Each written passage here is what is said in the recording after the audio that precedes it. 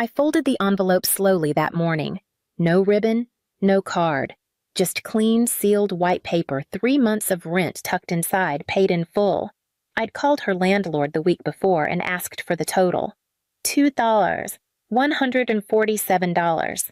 I had the receipt printed and paper-clipped to the bills. No message. I figured she'd understand. I hadn't been home in 2 Christmases. Last year, I told them I was traveling. The year before that, I just didn't reply. But this year, I thought maybe things had softened. Maybe Eliza losing her job, moving into that duplex with the peeling windows, and watching her marriage fall apart would have changed something. Maybe she'd let the performance go for once. The living room still looked the same.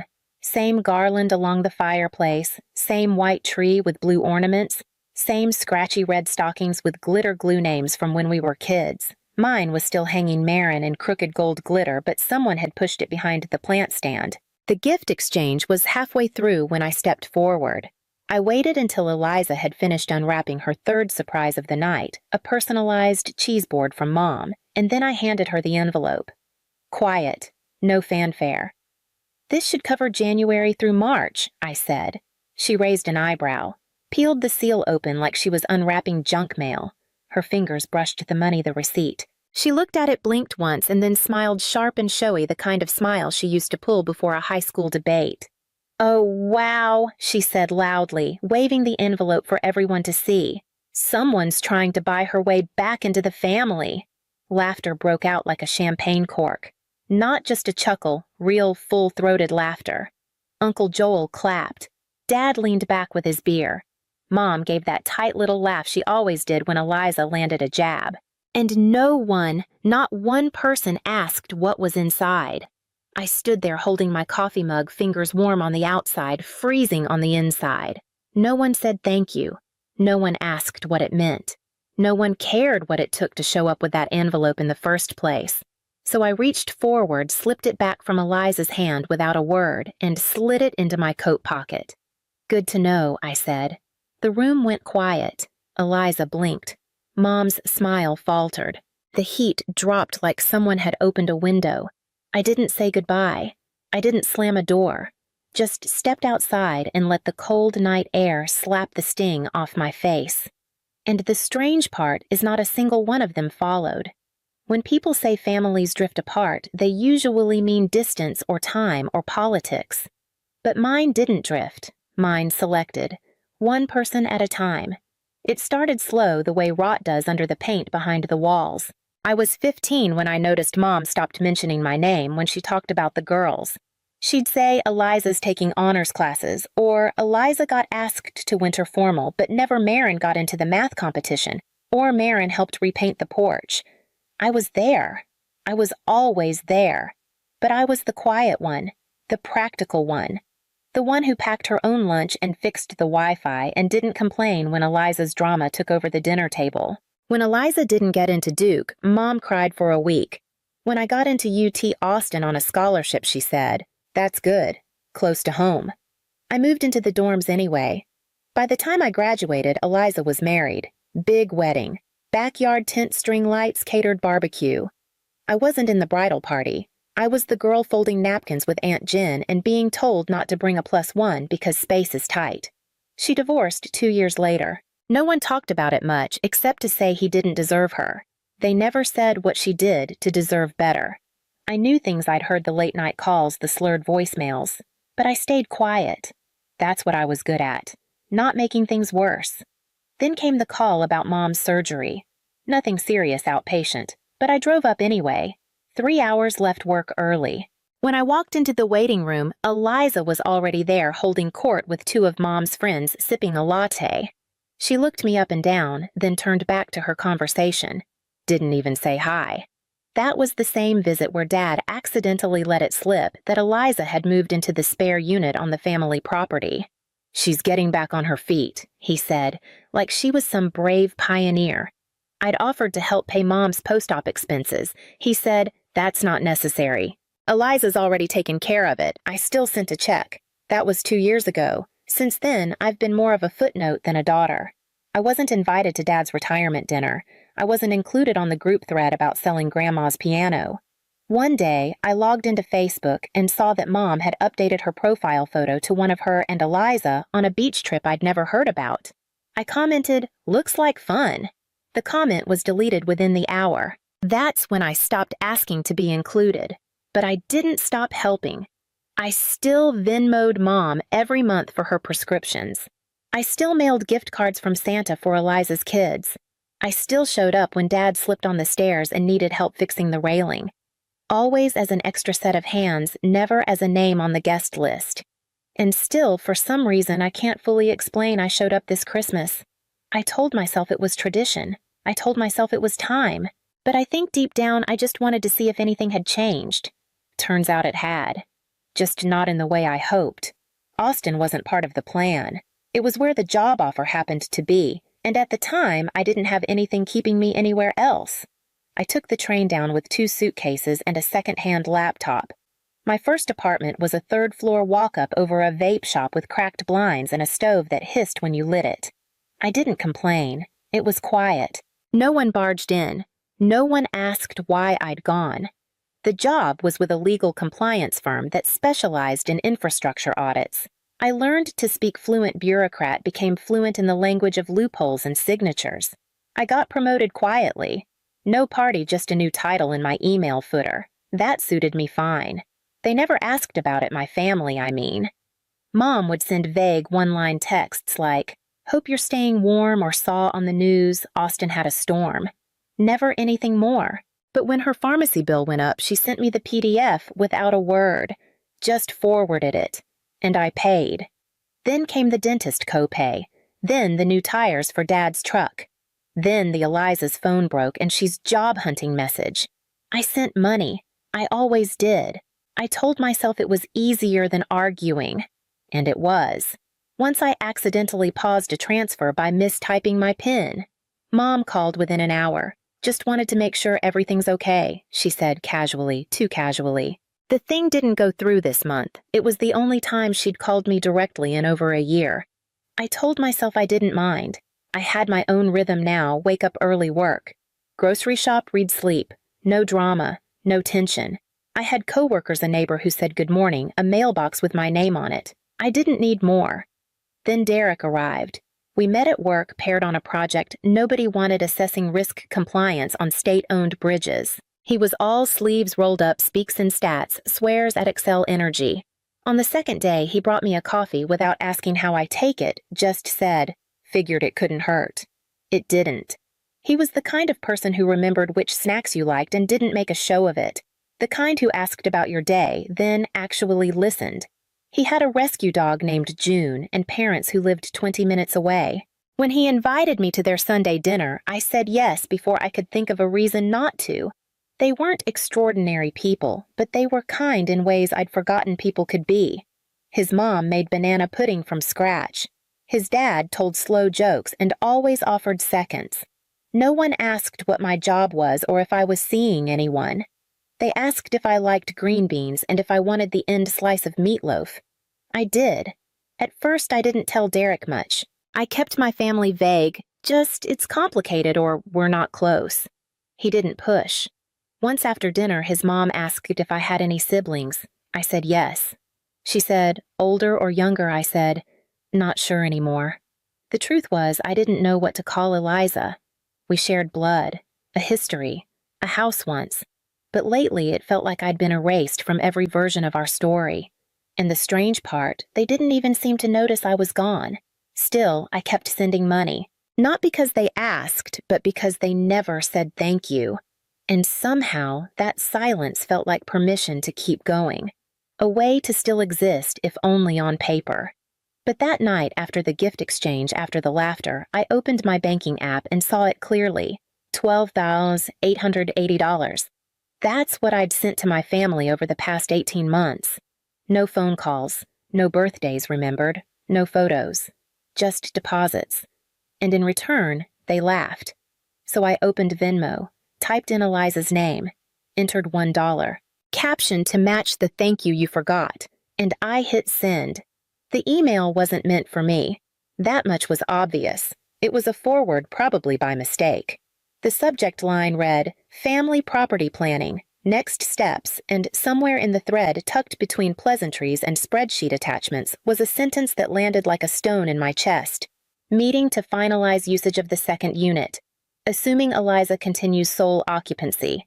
My name wasn't mentioned, not once. Not as a beneficiary, not as a sibling, not even as someone to be looped in. But I knew that unit. The back house behind my parents' place, the one Grandpa paid off in full and left to the girls in equal share. That was his phrase. I remembered it. You and Eliza split that little house. For when the world gets loud. I remembered the key he gave me when I turned 19. I still had it on a ring I never used, and now they were planning to assign it quietly permanently to my sister. Like I never held the other half of the deed. Like I was never even in the picture. I didn't reply to the email. I didn't correct them. I called a lawyer instead. I didn't want to sue. I just wanted the paper trail. The will, the records, the change of ownership documents I never signed. I wasn't angry, at least not in the way people think of anger. I was precise. Calm. It took a week to gather what I needed. Grandpa's original file, the county records, and a scanned document dated 6 months after his death stating I had voluntarily relinquished claim to the property. The signature wasn't mine, not even close. I printed everything, stapled it neat. Then I drove north.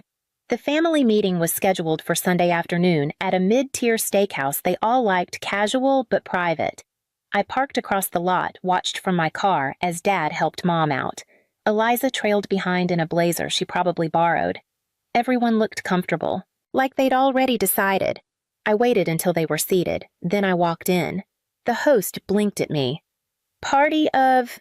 "I'm with the Taylor group," I said. "They're expecting me." They weren't. When I stepped up to the table, the air shifted. Mom looked surprised, but not in a warm way. Dad said Marin like he wasn't sure if I was real. Eliza stared like I was holding a lit match near her curtain. "Hey," I said, just here to listen. No one offered me a seat, so I pulled one out myself. Eliza cleared her throat. "This is kind of a sensitive discussion." "I know," I said. I laid the folder on the table. "That's why I brought facts." Dad opened it. His eyebrows drew in. Mom said my name again, softer this time. I didn't raise my voice. I didn't accuse anyone of anything. I just said I didn't sign that form. The one that says I gave up my half. Silence. Eliza reached for the folder. I placed my hand over it. "You can read it after lunch," I said. "I just wanted you to see I still exist. On paper. And in memory." No one argued. I stood up. "I won't stay," I added. "Don't worry. This isn't a scene. It's just a reminder." I nodded once and left the restaurant, my footsteps quiet on the tile. They didn't follow, but this time I knew they wouldn't. I thought that would be it. That after I placed the folder on the table and walked out of that steakhouse, they'd go quiet, circle the wagons, rewrite the moment like they always did. Instead, 2 days later, I got an email from Eliza. "Can we talk not to fight, just to understand?" There was a number at the bottom, her new cell. She'd changed it after the divorce. I stared at it for a long time. Then I called. She picked up on the first ring. "No hello, just..." "Why didn't you say something sooner?" I didn't answer right away. I wasn't sure how to. The silence stretched. I didn't even know there was a form she added. "Mom handled it." "Of course she did. Eliza." I said finally, "Do you remember what Grandpa told us about the house?" She hesitated. He said, "We'd always have somewhere to land, that it belonged to both of us." I waited. He didn't want us to fight over it, and yet I said somebody decided to pre-write the ending. She didn't argue. That surprised me. "We're meeting again on Sunday," she said. "Same place. Can you come?" I could have said no, but I didn't. This time when I arrived, they had a seat open. No warm welcome, just a space. That was enough. Mom looked tired. Dad had a folder in front of him, mine returned the pages still in order. No one said anything for a long time. Then Mom cleared her throat. "I thought I was doing the right thing," she began. "Eliza had just lost the baby. She was in pieces. You were far away. We didn't know if you'd even come back." I didn't interrupt. I let her talk. I signed the form. I know I shouldn't have, but I figured it didn't matter, that you weren't interested in any of it anymore. You figured wrong, I said quietly. She nodded. I see that now. Eliza looked between us. What do we do? Dad spoke for the first time. We can amend the trust, he said, have it legally corrected, acknowledge the co-ownership. No one's contesting anything. He looked straight at me. And for what it's worth, I'm sorry. I should have checked. I didn't expect him to say that. Not because he wasn't capable, but because it had never occurred to him he needed to.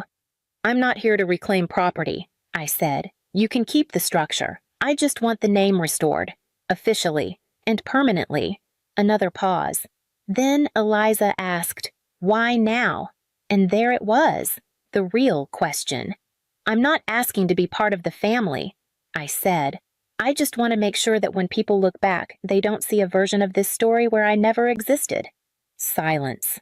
Mom reached for her purse, pulled out something small, an envelope. I found this when we were cleaning the guest room, she said. I think it was yours. She handed it to me. It was a letter. My handwriting, postmarked 4 years ago, a birthday card for Eliza's daughter. It had never been opened. I didn't even know this came, Eliza whispered. Mom. I put it aside, she admitted. It was a rough year. And then, I forgot. The word hung there like smoke. I folded the card, slid it into my coat. I won't drag this out, I said, standing. I didn't come here to settle scores. Eliza stood too. Are you leaving again? I looked at her, really looked. She wasn't smug this time, just tired. I never stopped leaving, I said. I just finally noticed. And then I walked out. Not fast, not dramatic, just done. The ride back to Austin was quiet. Derek didn't ask questions. He never did unless I looked like I wanted to talk. That's something I learned to love about him, his ability to be present without invading. We stopped once at a roadside diner with cracked linoleum and bad coffee. I didn't say much, just ate my sandwich and stared out the window watching 2 crows pick at a napkin near the parking lot. When we got home, I dropped my bag by the door and stood there for a long minute. I'll start a load of laundry, Derek offered gently. I nodded but didn't move. I don't know what I expected. Not peace. Not clarity, but maybe something louder. A final word, a release. What I got instead was the quiet settling of something long overdue. That night, I went through an old box I kept under my bed. Inside were things I hadn't touched in years, cards I'd written, and never sent copies of bank transfers I'd made for Mom's meds printouts of emails no one ever replied to. I took out the unopened birthday card, the one Eliza never saw, and placed it with the rest. Not as a wound, just a record. A thread I wouldn't follow anymore. I didn't call them after that. No follow-ups, no holiday messages. And they didn't call me either. I think on some level we all understood that chapter had closed. Not with drama, not with forgiveness, just finality. 2 months later, Derek's mom invited us to her birthday. I offered to bring a side dish. She asked if I knew how to make cornbread. I said, not really. She smiled. Well, you're about to. That day in her kitchen, elbows dusted with flour, I felt something I hadn't in years, belonging without bargaining. Just existing exactly as I was. No titles, no proof required. Later that week, Derek hung a small frame near our front door. Inside, it was a photo me on the porch holding a mug, eyes squinting into the sun. I didn't know he'd taken it. I asked why he chose that one. Because you look like you're home, he said. It made me pause. I hadn't used that word home in a long time. Not out loud, not even in my own head. But maybe that was the truth of it. Not that I'd been cut out, but that I'd finally stepped out. And stayed out. And I didn't miss the wait. Sometimes at night I still think about that envelope. Not the money. The moment. The way the room laughed. The way no one asked what it cost me to show up. But now I don't feel it in my chest anymore. I feel it further back. Like a bruise that's faded into something you have to press to find. Last week a letter arrived from my mother. Real paper. Envelope. My name written in her careful old-fashioned script. I didn't open it. I didn't tear it up either. I just placed it in the box with the rest. The life I tried to keep warm, even when no one reached back. And then, I shut the lid. Some people leave by slamming doors. Others leave by no longer knocking. I was the latter. And I think that's why they remember me now. Not because I shouted, but because they can't fill the silence I left.